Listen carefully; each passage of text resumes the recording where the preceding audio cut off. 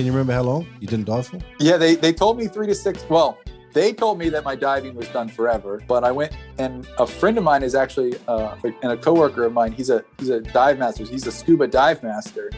And he was like, oh no, don't listen to the ENTs. I mean, he's like, listen to the ENTs, they're doctors, but there's a specific set of a specific knowledge for dive medicine that ENTs just they're not up to speed on that. So he gave me this number for Divers Alert Network. Yep. And they're just they help out with, they do a lot of dive injury scuba stuff. divers, dive injuries. They do a lot of like barotrauma, and they do have the bariatric chambers if you have, for a lot more for the scuba side of things.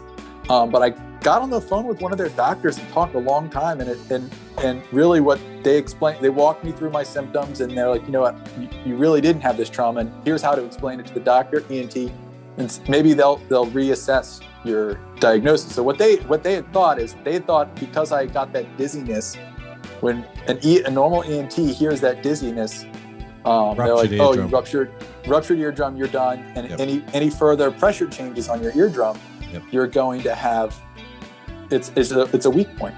But talking with the Dan doctor, they're like, in this case, because your dizziness and your vertigo went away very, very quickly, they're like, if you actually had ruptured it, you would be in the boat throwing up. You wouldn't be able to drive yourself home.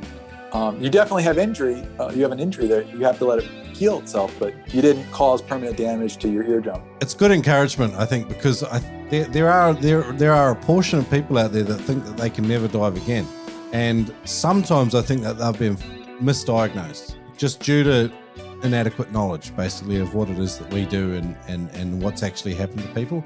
Like significant trauma in your ears is significant, but it's not always that. It's you might not necessarily have done anything that's permanent. So that's kind of why I wanted to uncover your story a little bit more too.